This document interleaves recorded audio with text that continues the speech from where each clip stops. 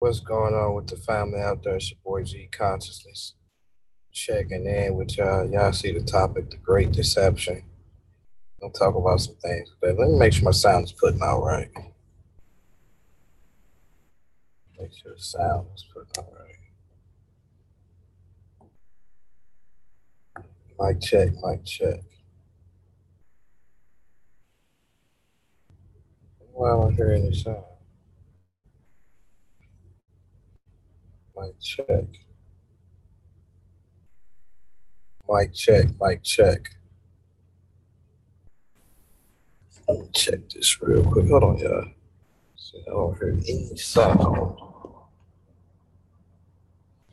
Let's check the sound real quick.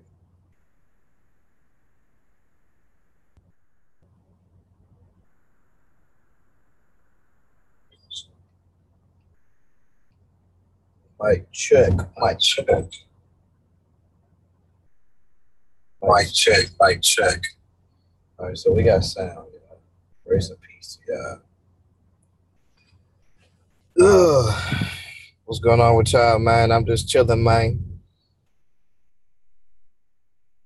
Just want to get off to some things real quick, and this topic is called the Great Deception. If y'all can share this to y'all Facebooks, y'all YouTube, let me make sure I share it a little bit too, cause I ain't shared nothing yet. So let me share this a little bit. Okay, got this pulled up. Let's grab this chat up out of here. Okay, so we got the chat. Let me get rid of this right here.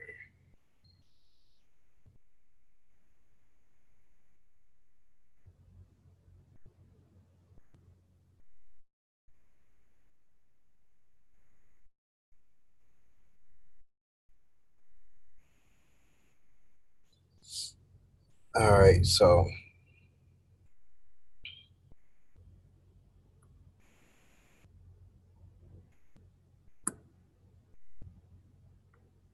I'll get rid of that.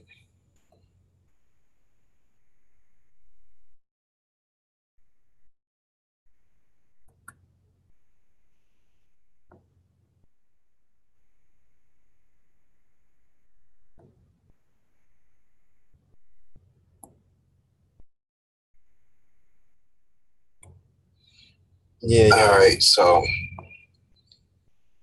I'm going to share this real quick. Get up out of that. I'll share this here. Matter of fact, that's the wrong place. Let's go back from that. So yeah, I'm gonna share this on Google Plus.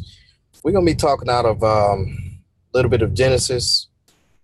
Want to deal a little bit more with Revelation 17. What I've been noticing is that a lot of Christians are going to be deceived. Why? Because we are so caught up into this world system, and we're forgetting that Christ is going to judge this very system. And so this is a unrighteous system. And so we need to pray for our leaders. We definitely need to pray for our leaders, because there are some things that's going to go on in this world and that's happening now. And we want, those that are, for those that are coming up out of that system, or those that are in this system, to be delivered. You know what I'm saying? We want to grab as many people as we can. What's going on, Alan? And so I think that it's very important that we start dealing with some of the things that's going to take place in the future here. That's very important. And so we seem to act like we forget about, you know, biblical prophecy concerning end time,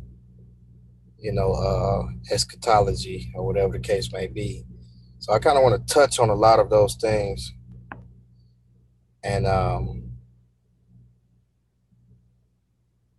really cause a lot of people to study those things to its entirety. And most people might say, well, oh, he's a conspiracy theorist. Well, it's clear that in the Bible that there is a conspiracy that is going on. There is the Bible says the devil has the whole world deceived. And so there is some type of great deception, some type of trickery that is going on. And so a lot of us as believers are some of the people that say they are believers, you know, we do not study those things. We don't look into those things. We just bypass those things.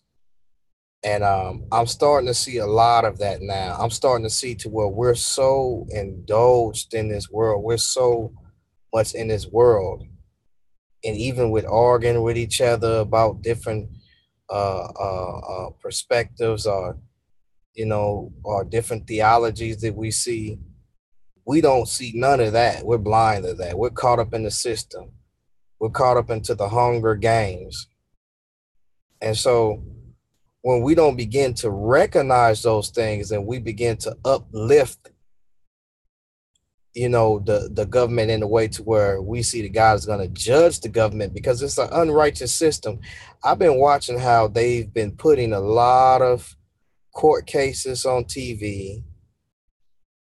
A lot of everybody is doing the media thing now. And you know what's crazy? Because how is it that we got more agents that's working for the government in regards to spreading what's going on, Melchizedekian? I always say your name wrong. How is it that we got a lot of agents in spreading false news, false media that can destroy and tear down many of people, but we got believers to where they cannot spread the good news as well as spread, the things that are going to come and what's God's plan overall for man to get man through these hard times. We live in a life of this glamorous life, and what's happening is we gonna have to come together somehow, some way. Rather if a destructive force come our way, something tragic or catastrophic happen, believers are going to have to link together because there are some things that are going on, that we see that is gearing up to that, is leading up to that. I really want to talk about how the devil for centuries has been conspiring the destruction of people in general. And so we all have a mutual enemy.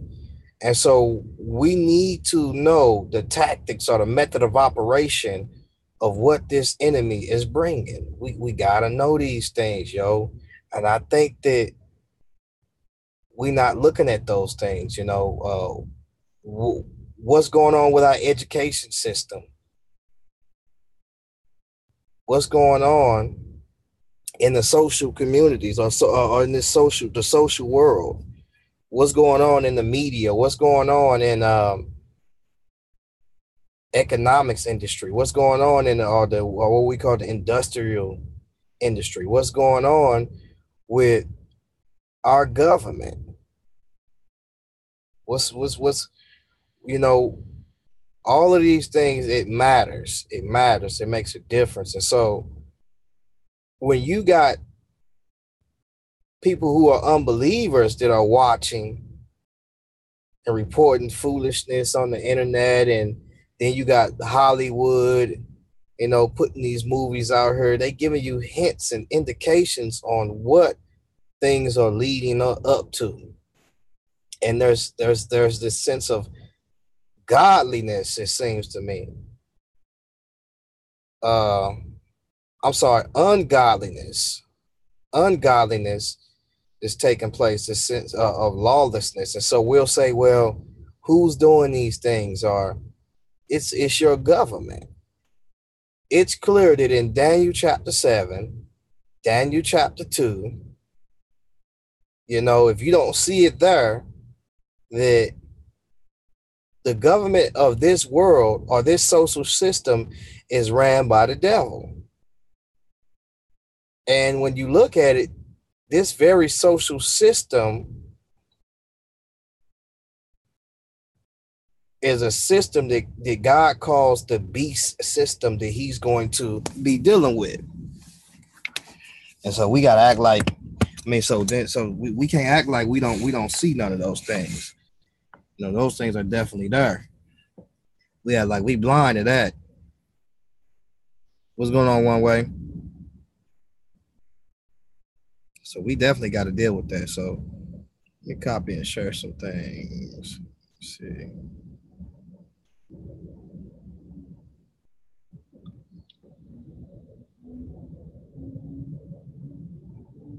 Let's see.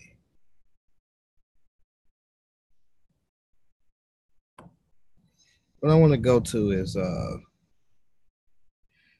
switch this over here, matter of fact. Let's take this, put this over here, put this over here like that. And let's go to Genesis 1. Well, yeah, we can go to 1. Something. 29. So what we got to understand is when you key in right here on 28, Genesis 1 and 28, it says, and God blessed them, and God said unto them, be fruitful and multiply, and replenish the earth, and subdue it, and have dominion over the fish of the sea, and over the fowl of the air, and over every living thing that moveth upon the earth. So God his plan is to bless us, and that we may have dominion. God has expanded or extended his kingdom, and has made man and put them in position over the planet that we call Earth.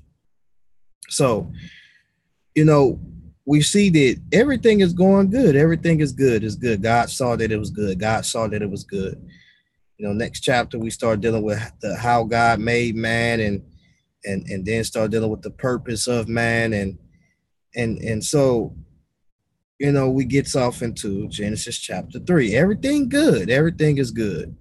We get to Genesis chapter 3, and we see that there's a introduction to something that is different that is coming into the system.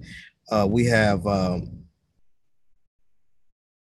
serpent introducing ideals into the system that is against the very system or this social system. So we see that one of the things that was said, that ye should be as gods, knowing good and evil. Now the serpent was more subtle than any beast of the field which the Lord God had made, and he said unto the woman, yea, have God said ye should not eat of every tree of the garden? And the woman said unto the serpent, we may eat of the fruit of the trees of the garden, but the fruit of the tree which is in the midst of the garden, God hath said, ye shall not eat of it, neither shall ye touch it, lest ye die. And the serpent said unto the woman, ye shall not surely die, for God doth know that in the day ye eat thereof, then your eyes should be open, and ye should be as gods, knowing good and evil. And so this is clear that there's the serpent is playing on Eve and putting her in a sense of curiosity. And so we see that God said it was good. God saw that it was good. God saw that it was good. And so it goes bad when man begin to make a conscious decision to basically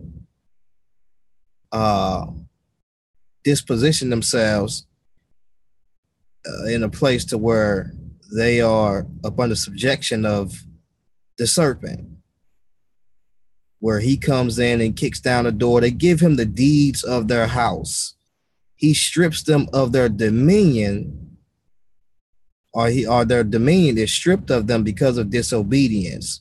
And so remember, this is a dispensation, of innocence. They call it the dispensation of innocence, those who are dispensationalists. Why? Because man was innocent before he became guilty. Why did he become guilty? Because he broke a law. He did not follow instructions. And so we see that in this dispensation is administration, and it might be a period of time, a probationary period, might be short, long, or, but it is a period of time that we know, and where a person has to administer affairs. And it seems to me that he had a administration of spiritual administration, as well as a physical administration.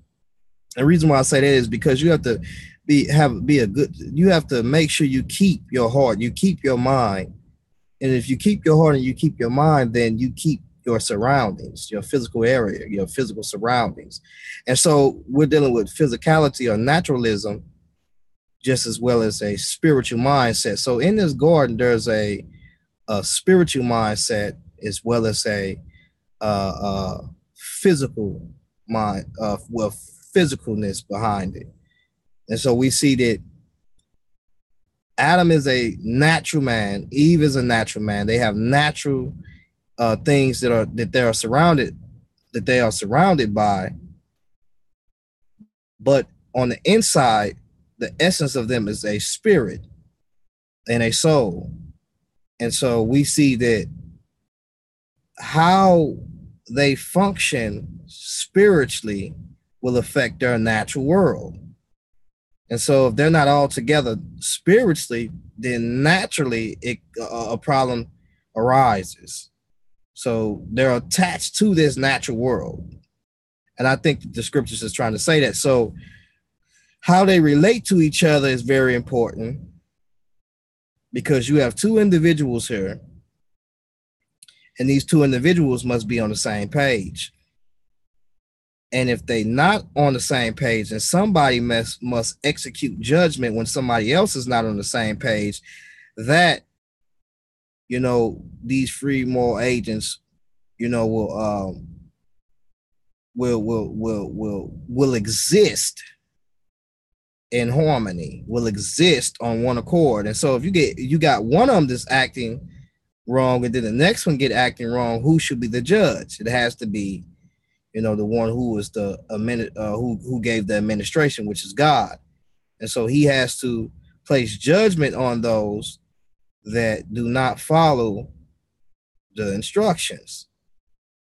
And so this whole chapter is about, it's so simple. This is basic.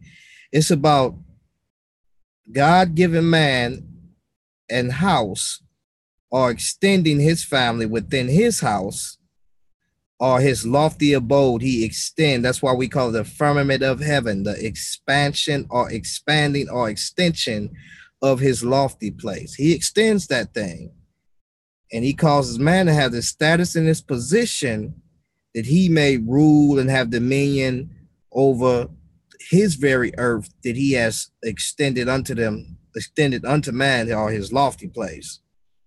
So we kind of can see that there. Just over a little bit. And so one of the what's going on, BG? What's going on with you, brother?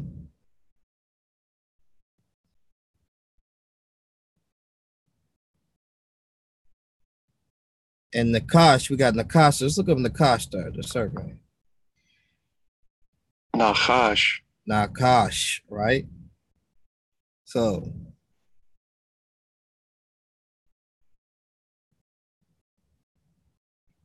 we kind of see right here, we got the noon with the kamat up under it. Then we got the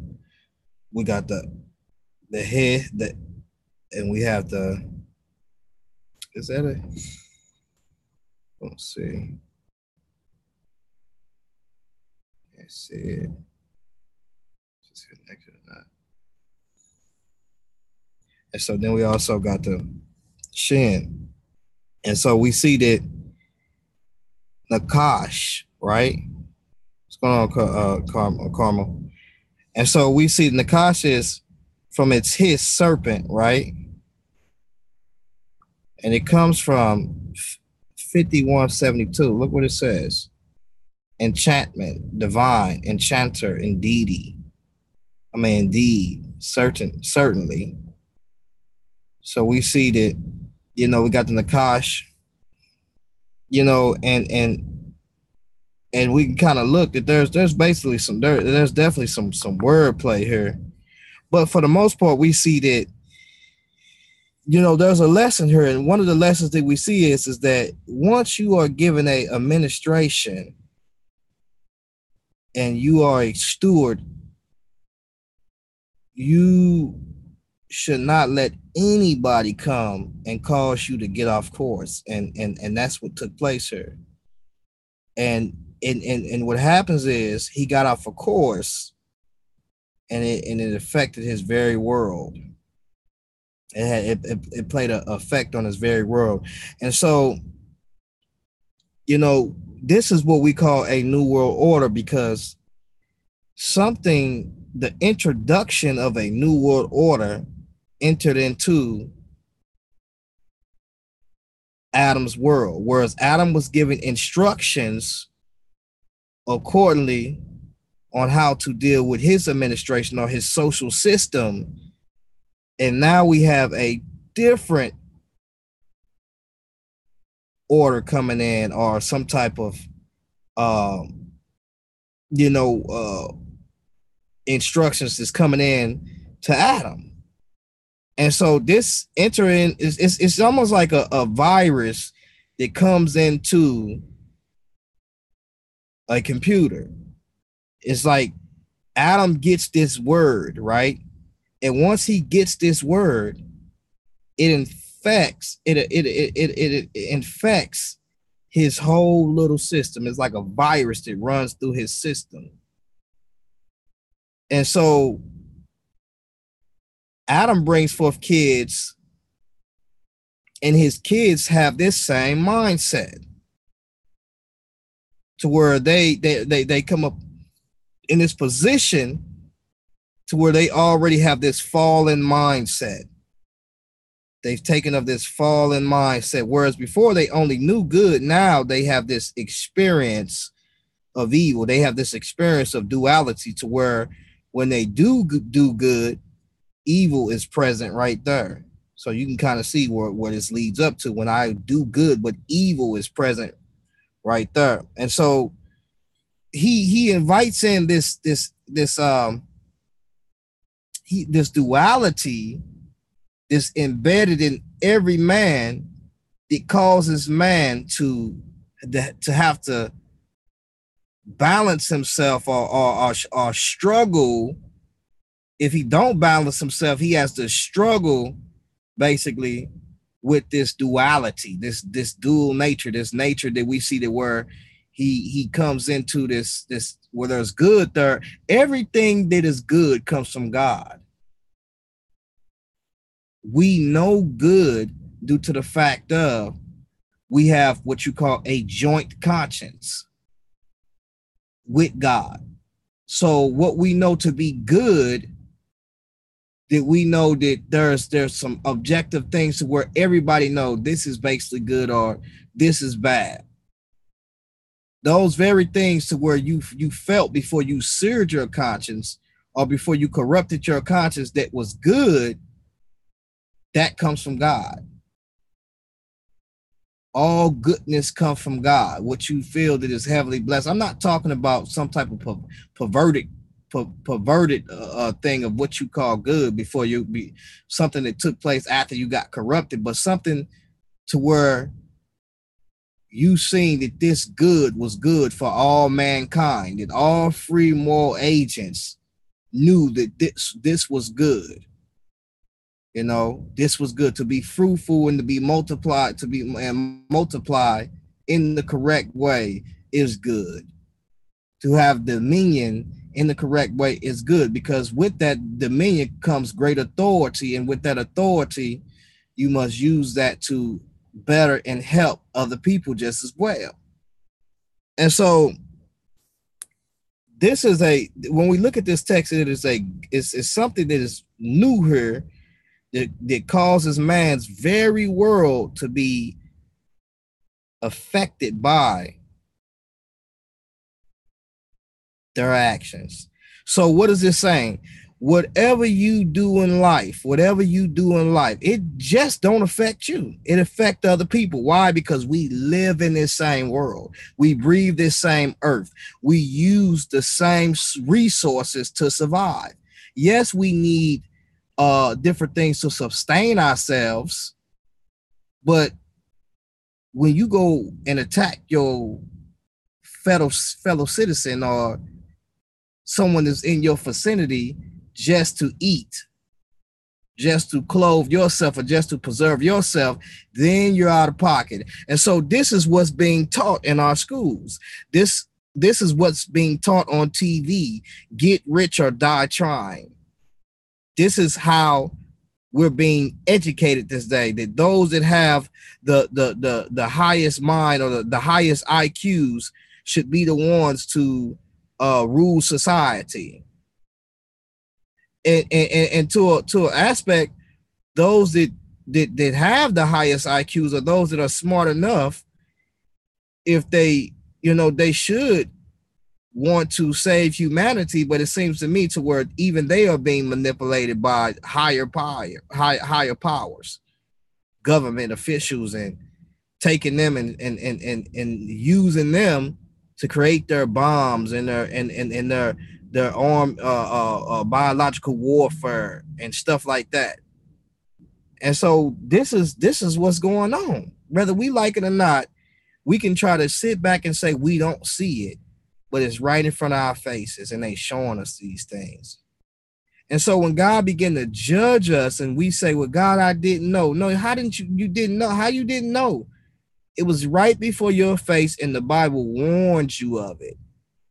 So in Genesis, it's telling us, right, the gay agenda. You know what I'm saying?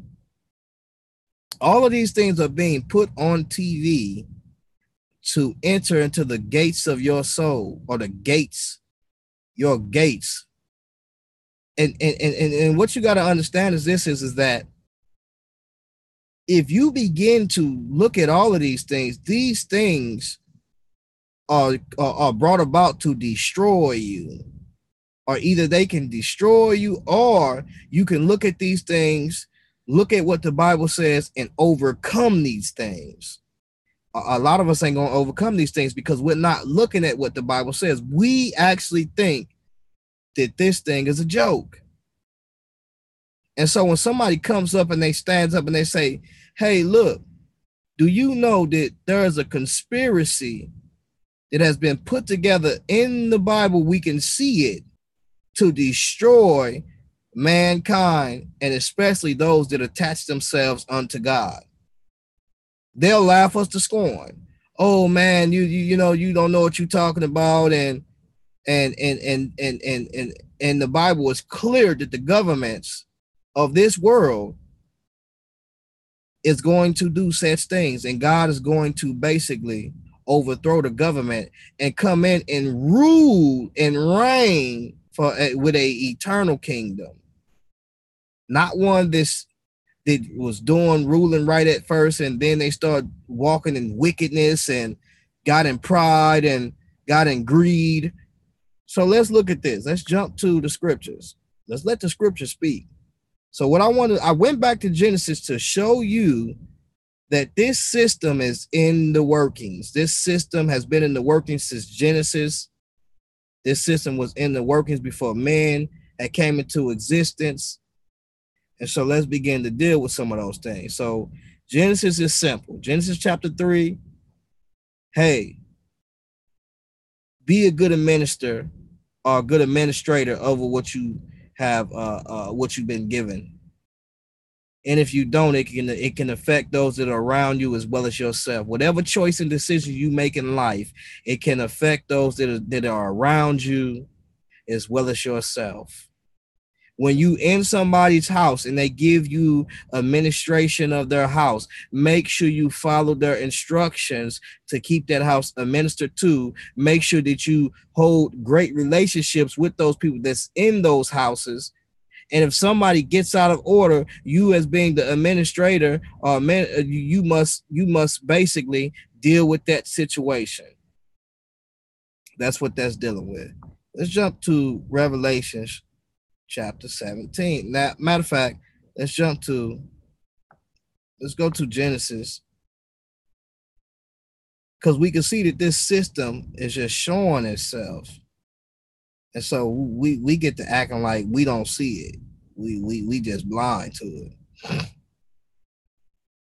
Now look what it says. It says, this is verse 8, Genesis 10 and 8. And Cush begot Nimrod, right? Let's look at Nimrod. Nimrod, right?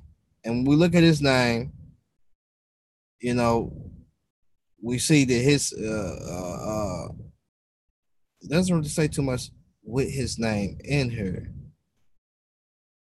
Probably a foreign origin. We're gonna have to do a study on that. We're gonna take that back. I have to take that back. Check that out. All right, so let's continue.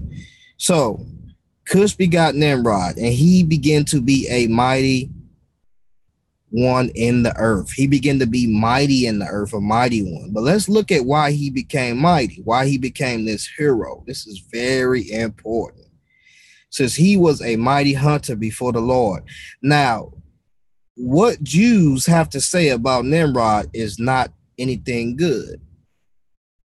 We'll read this because we see in the King James Version how it's been translated like this man was a mighty hunter before the Lord and he was this holy person. But this is not what this is talking about.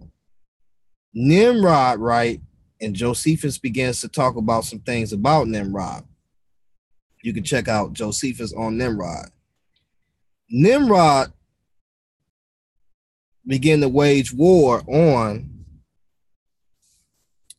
God himself.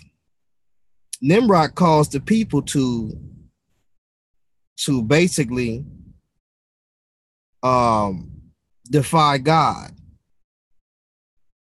Most of them cursed God because of the flood that was brought on their ancestors. And so Nimrod during those times was a mighty hunter on the earth. In other words, he had the ability to hunt animals and he was good at what he did. And so at that time, because of a lack of food, animals was destroying people. You know, they was migrating, they was destroying people. Plus, at the same time, these animals needed a source of water just as man needed a source of water. And so coming into these areas where the source of water was, there was conflict. You know, there was conflict. And so Nimrod began to fortify cities. This is what Josephus said. Nimrod was looked at as a hero. They looked at him as a hero. He knew how to get bread. He was the breadwinner. And so whatever Nimrod killed, he wore. He would wear it. He would wear it.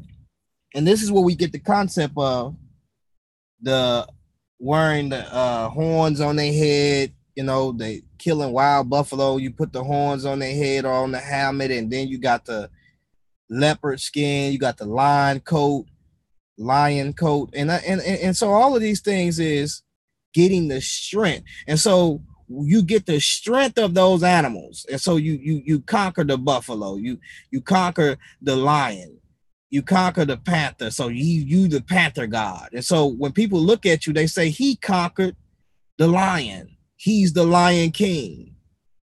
he's the Scorpion King. And so this is where all these titles come from. And so they begin to wear what they conquer.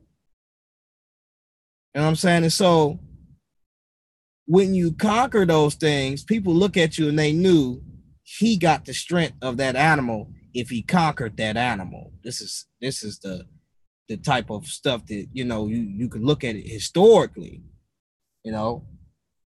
And so he was this hunter, right? And so he what he did was he built a government that was built on economics and politics and religion. So you can kind of see where I'm kind of going with this, because when we read Revelation 17, then you can see what's going on with this. What's going on, Florida guy? Man, I've just been getting it on this road, man. That's basically it. What's going on, brother Yazrael? Getting it on this road, man, and ain't really had enough time to really put in work for reals on the internet. You know, trying to really get off into this house, get some things situated with closing on this house and stuff. Hold on, man. Somebody inbox me. What is the hour? I check that out. And so what I'm giving you is nothing that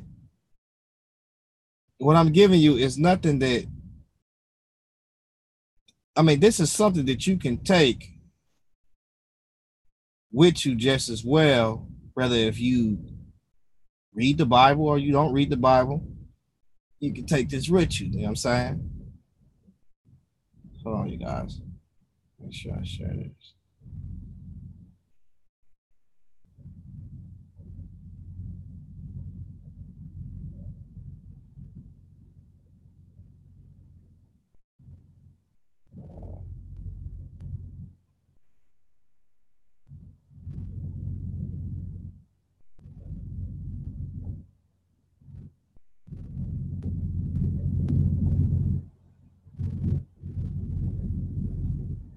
I'm just making sure I share this, guy, because I didn't get a chance to share it for real. So, and I know that a lot of y'all ain't gonna share it. Yeah, I don't like to share it. But yeah, we got some brothers and sisters that do share that we always see to share, to put the share game down. I appreciate y'all. We got to get this, start getting these numbers up and start sharing these lessons. Let's look at some to.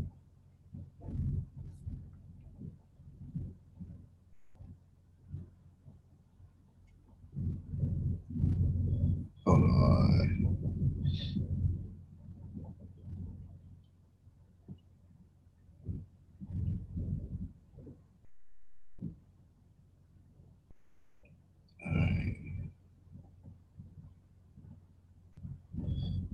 All right, so I'm gonna share it to one more group, and we should be done.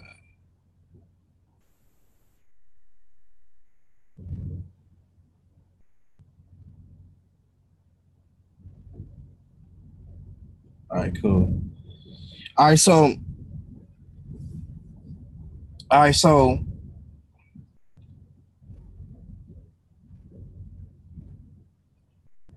so this is what Nimrod did, right? So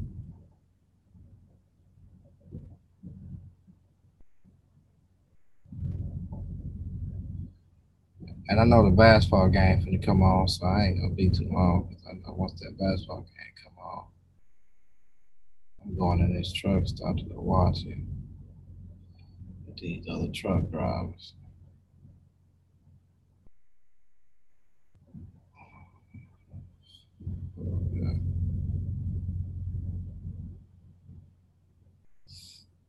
Cool.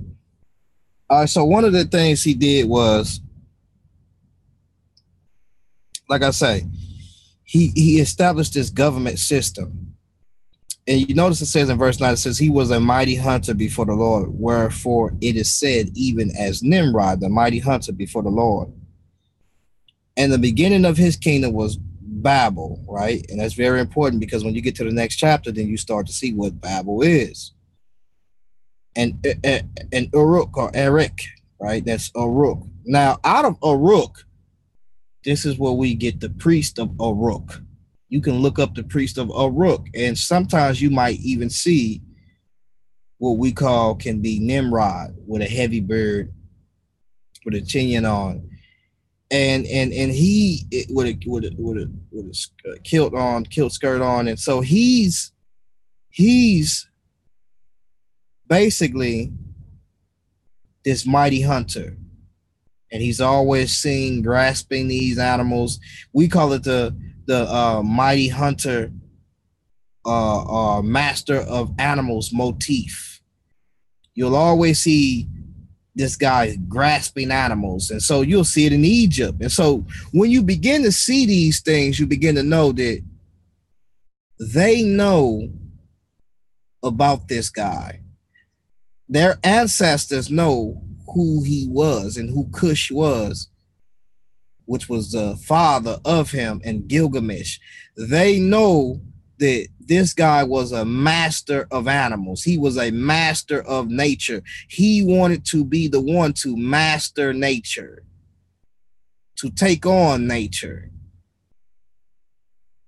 He wanted to be the one to take on God just as well. This is why when you look in Sumer, you can look at different artifacts of humans waging war on the gods or killing the gods. This is why when you look in the Greek culture and mythos, we can see that there is a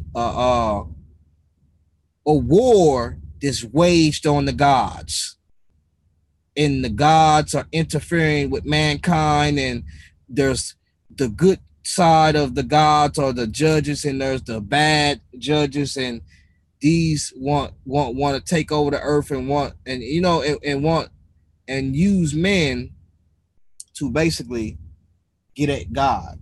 And so in some artifacts you can see, on some monuments you can see where humans are have swords and are stabbing gods. We know they gods because usually time the gods were the ones who wore the big hats that was in Sumer. I'm saying in those areas, or Susa, when you go farther east. And so, what's going on, Jeremiah 15:16? And so, when we begin to look at this stuff, what we see is that this system has been carried on until today. That very system of economics, politics, and religion is all in this text. And so we'll say, I don't see it. What's going on or what's happening? No, it's happening. And the Bible telling us that it's going on. When you look at our dollar, what do we have on our dollar? Primordial mound with the all-seeing eye of Heru or Horus at the top. That's intel. That's in God we trust. This is your dollar represents a system that is the beast system. It is an ancient system that they're drawing from ancient supposed wisdom to control the world. This is what this is talking about. This is a conspiracy, the great deception. This is clear. So it says, in the beginning of his kingdom was Babel, and out of that kingdom we see Uruk, or Iraq, or Eric, and Akkad. This is where the Akkadians come from, and Kalni, in the land of Shinar, right? And out of that land went for Ashur and built Nineveh and the city of Rehoboth and Calai.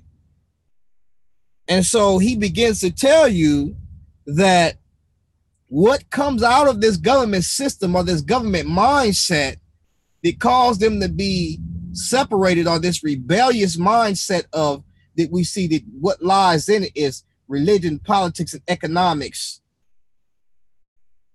This great rebellion, this one world religion, this new world order, what comes out of it is these very cities and these people. And so even though they're separated in the government due to the fact of God came down and separated their language and they couldn't communicate or build this tower. Remember, every time you see something that's dealing with a tower, for some reason, it's always representing some type of commerce or some type of religion or some type of politics. I'm telling you, just look at it. The World Trade Centers, the towers, the Twin Towers. And then when you read the Tower of Babel, we see that it's talking about the same thing. Mighty hunter. Even in Kemet, even in the Nile Valley, when you look at the hieroglyphics, when you look at the Meta Netia, the sign for the deities or gods is a hatchet.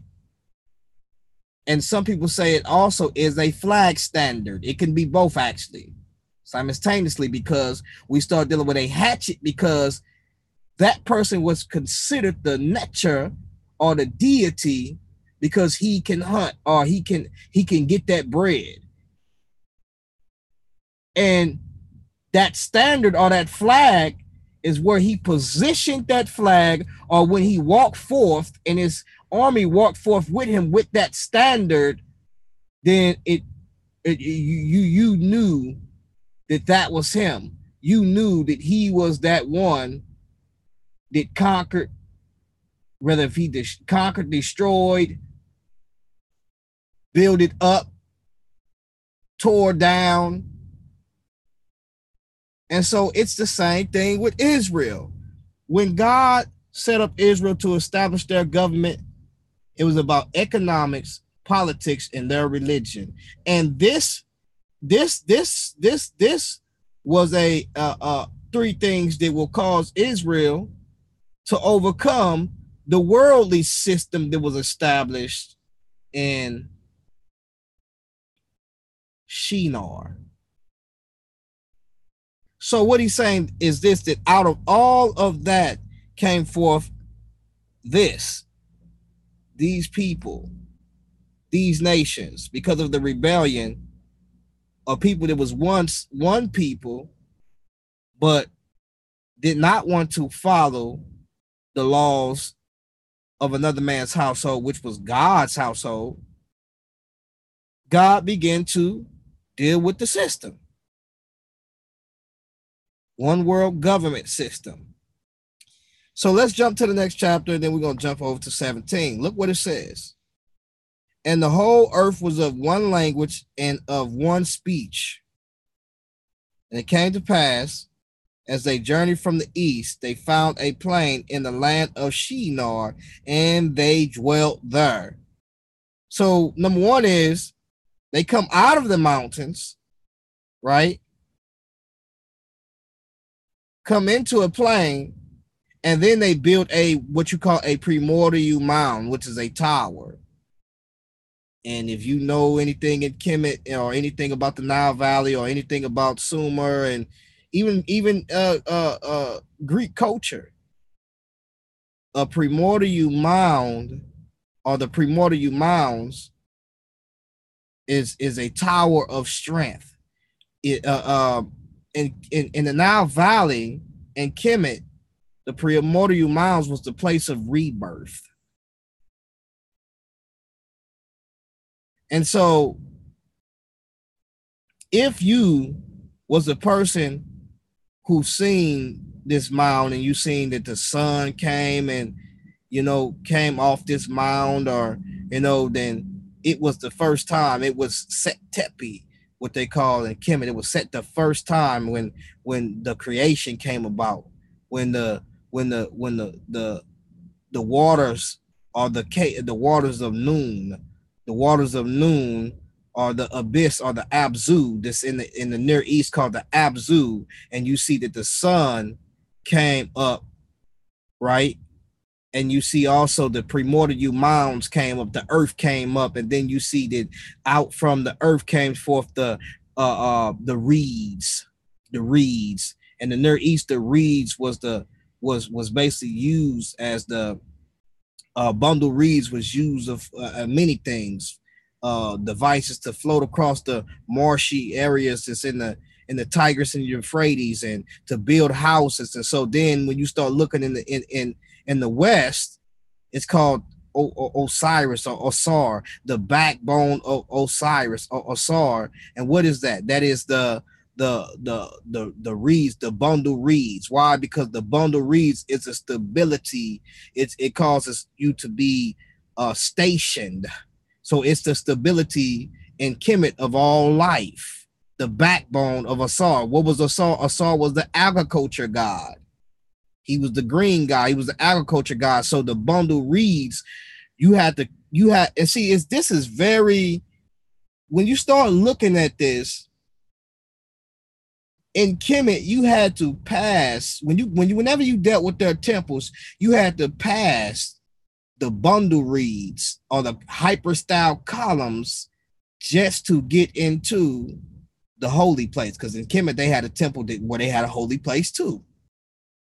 And so when God brings Israel up out of Egypt, Israel is told that they cannot divine to any other god but the God of Israel, or the gods of the creator, or the creator of the heavens and earth, right? And so when we look at it, they have their temple, they have their standards, they have their ark, and they are contesting the false gods or deities or judges or fallen Elohims that have fallen, right? They're judging them and also the people who follow them. And so you got to understand that what happened in chapter 11 is dealing with a people that was rebellious, trying to defy God, building a government system or a new world order that was built upon politics, economics, and religion, and deceiving the people. And so God comes and he breaks that communication. He breaks down that tower. Why are they left off to build that tower? Because they can no longer communicate with each other. So if you can't communicate with each other, you cannot build. Communication is key. It's key. And so God can no longer deal with them as a whole because they apostated in a whole. So therefore, God will come through a nation, which was Israel, to contest the false ideologies and also redeem those which he had lost due to this apostate in Genesis chapter 11 under Nimrod. That he may gather together the Gentiles or the nations into the very body of Christ, that he may gather things that are in heaven and on earth. In the book of Ephesians, it says that. This is how this is going on.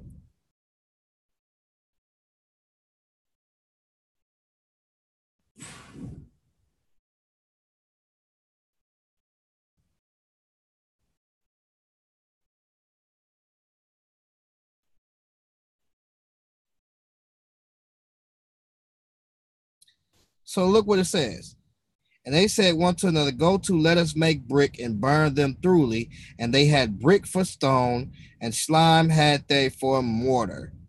So they Sumer, they building these bricks and stuff like that.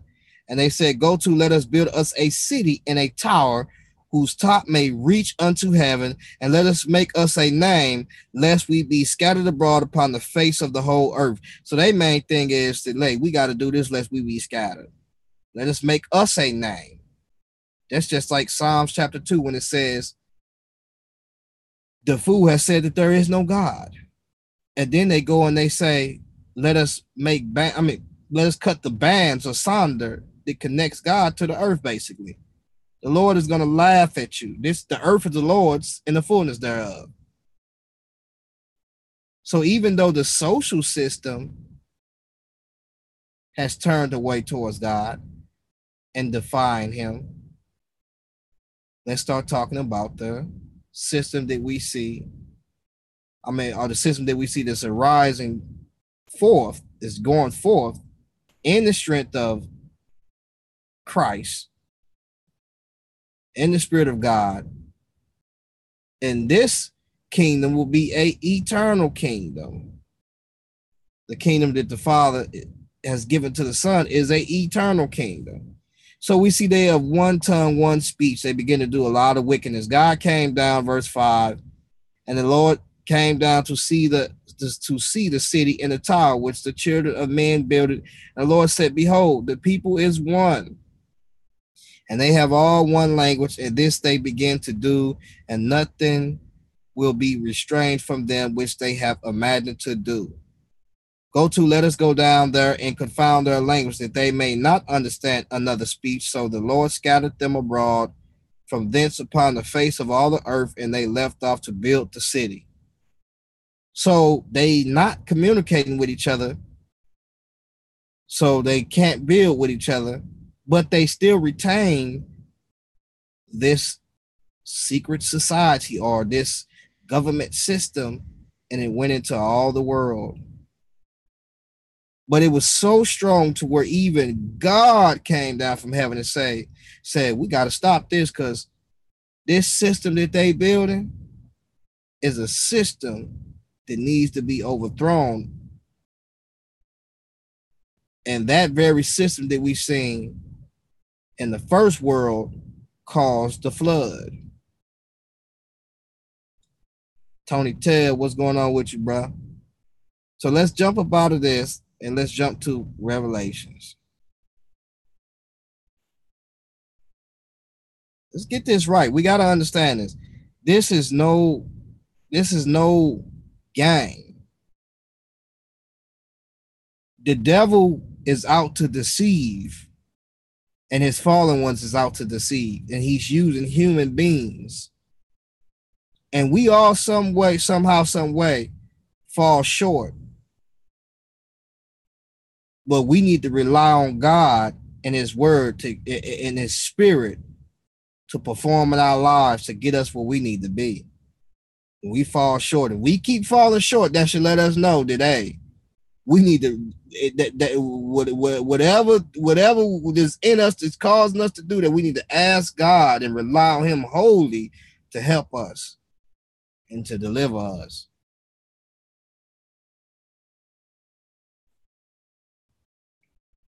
The boy been out that monster all day with them pipes. That boy been out there roo and that 5.0, yo. That boy got a beast out there on the streets. You know what I'm saying?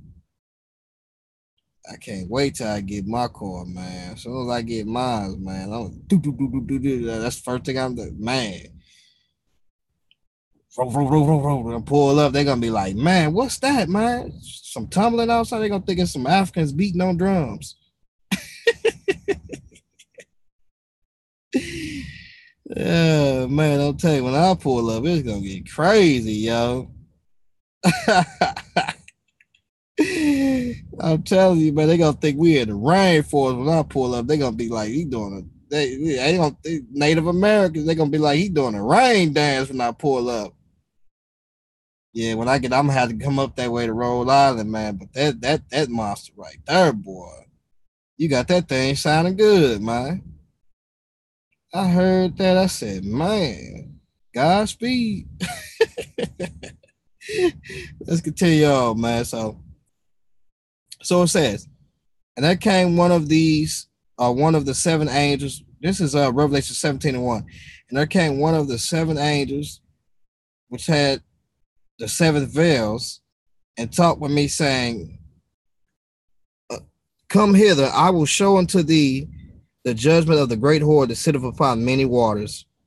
Now watch what it says. She sitteth upon many waters. Now, he breaks this down. The many waters is really dealing with many people.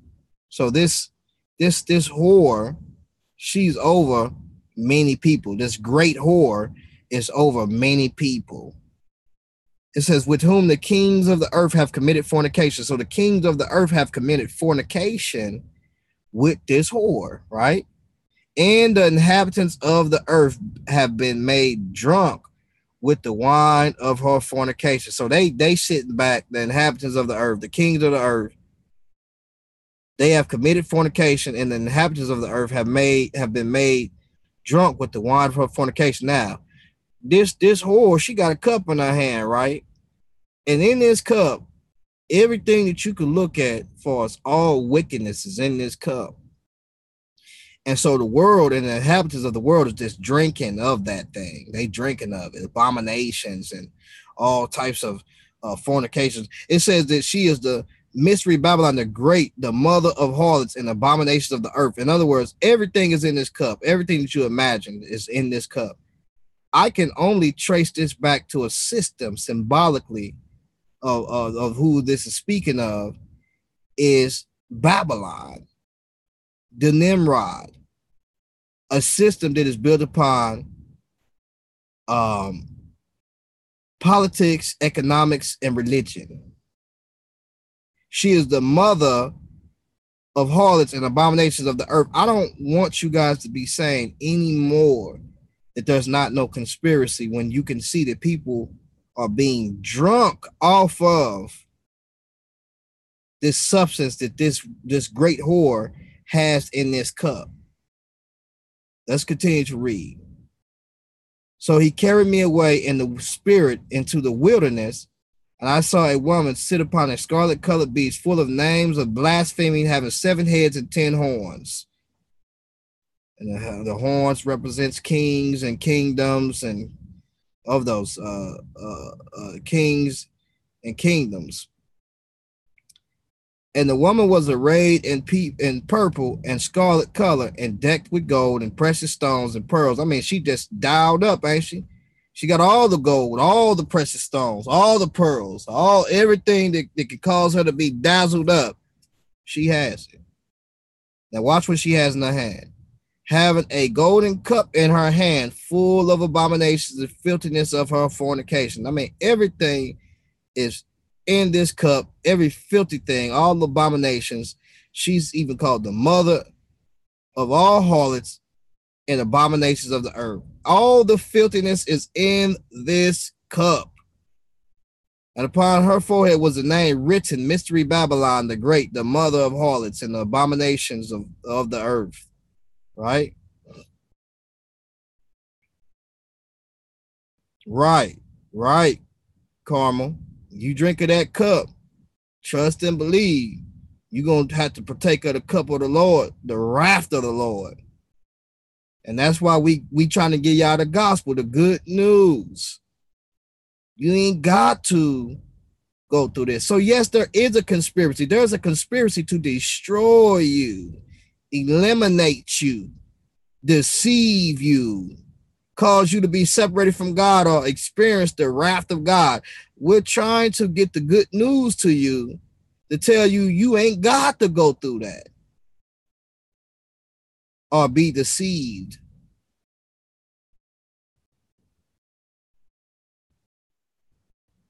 So let's look at it.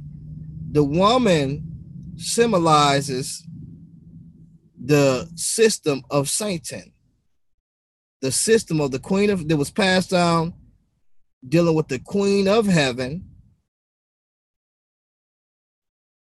and also that Nimrod system, the New World Order, that order that we see that started in Genesis when the serpent came in and gave them that mindset that they can be as gods, knowing good and evil. They can rule and judge themselves apart from God. They don't need God.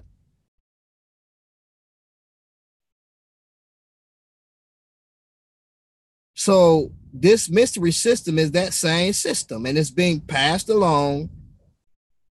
What came up out of that system, out of that dispersion, was,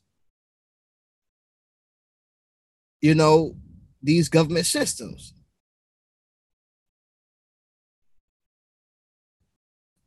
And watch what it says.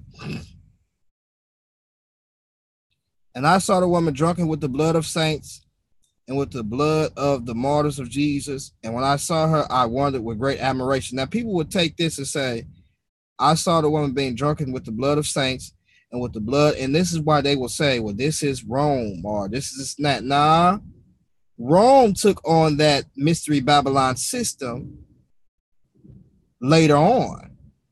Before then, that system caused a lot of people that was consecrated. But in that very time, in the latter days, that system is going to kill more people than it has ever killed during that time, to where it's shown that this is the system that's in the world that has caused all destruction. All destruction. Look what it says. And I saw the woman drunken with the blood of saints and with the blood of the martyrs of Jesus. There's going to be a lot of people that's going to be martyred. That's going to come up against this system that's not going to take the mark. Revelation chapter 14 is clear of that.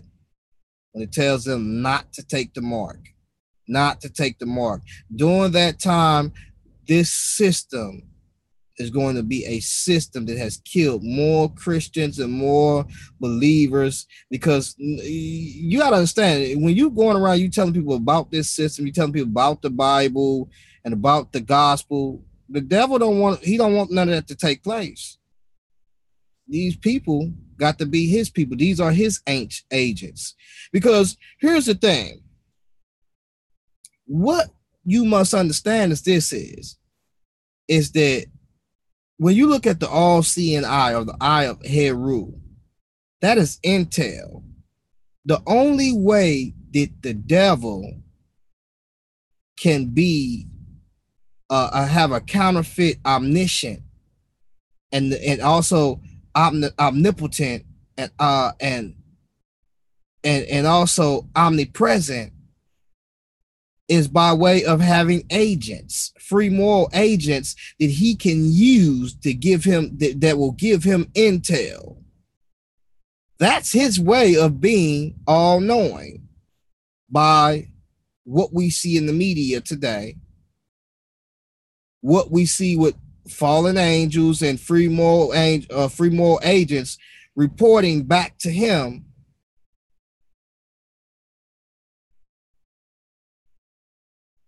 And they give him intel. This is what the all-seeing eye is about.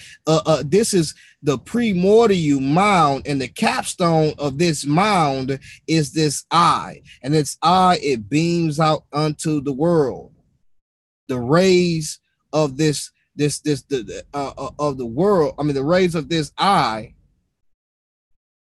is supposed to illuminate everything else. And so when you see this on your dollar, this is what this is dealing with.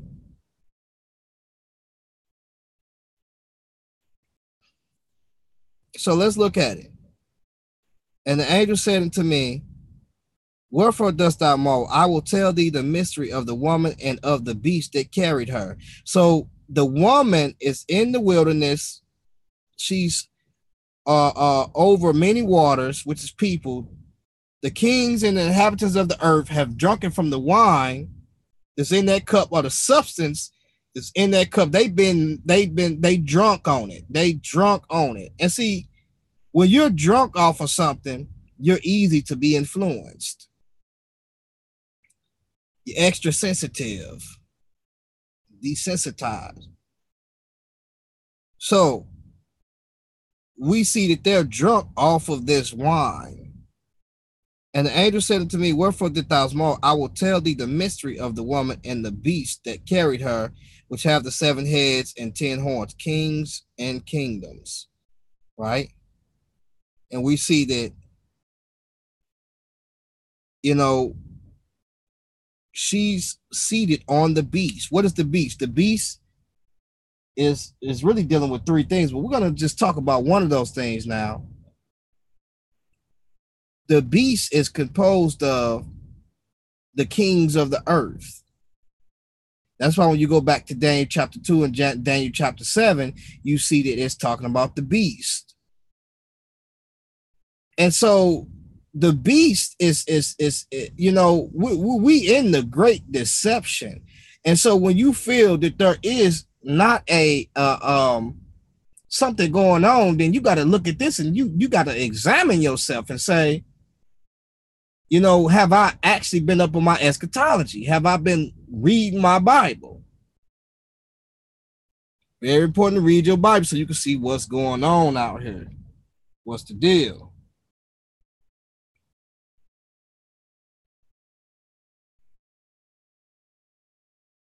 Hold on. Self and say.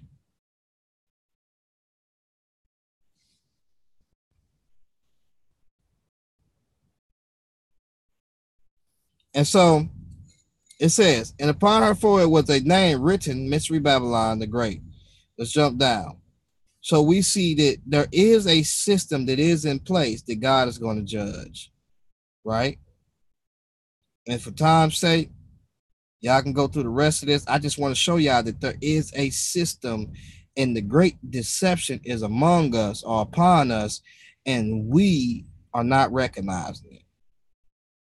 And so God is going to come and judge this system. Verse 14 says, these shall make war with the Lamb, and the Lamb shall overcome them, for he is Lord of lords and King of kings. So the very system that Christians sit back and act like they don't know what's going on, they don't know that they've been conspired against, is the very system that you're going to be looking at while you comfortable, and they're going to bring all chaos on you.